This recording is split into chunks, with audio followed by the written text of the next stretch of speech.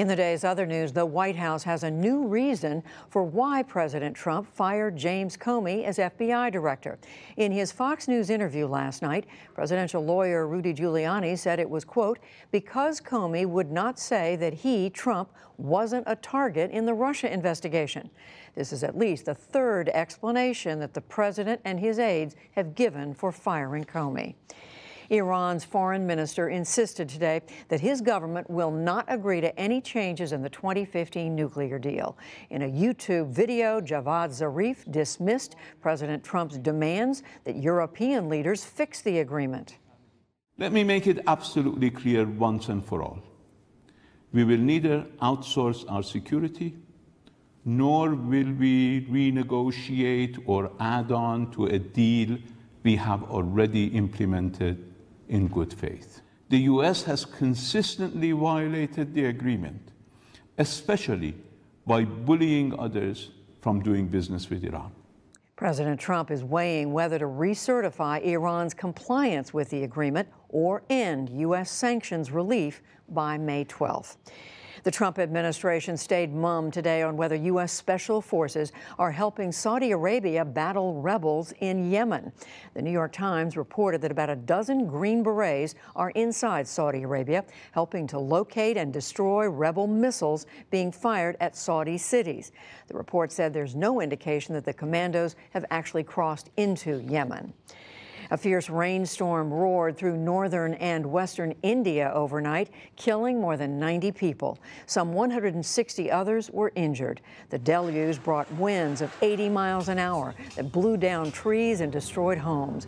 Most of the deaths and the worst of the destruction came in the northern city of Agra. The famed Taj Mahal is located there, but it was undamaged. Meanwhile, there is word that the 10 cities with the most polluted air are all in India. The World Health Organization released its findings today based on data from 2016. According to the WHO, roughly 7 million deaths a year worldwide are caused by air pollution. Talks are underway in Beijing as China and the U.S. try to avert a trade war. Treasury Secretary Steve Mnuchin and the U.S. delegation arrived today as China's foreign ministry said any agreement must benefit China as well. We welcome negotiation and consultation, but it must be on the basis of equal footing and mutual respect, and the result should be mutually beneficial. Let's wait and see.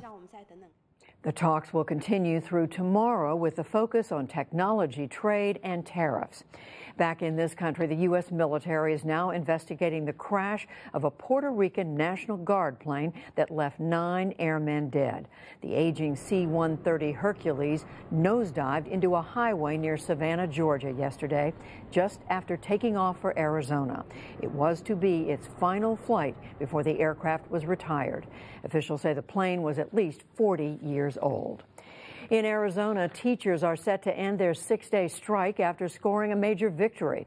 The governor signed a budget bill today, including a 20% salary hike for teachers over 3 years. It did not meet their demands for more school funding. Some schools are expected to reopen tomorrow.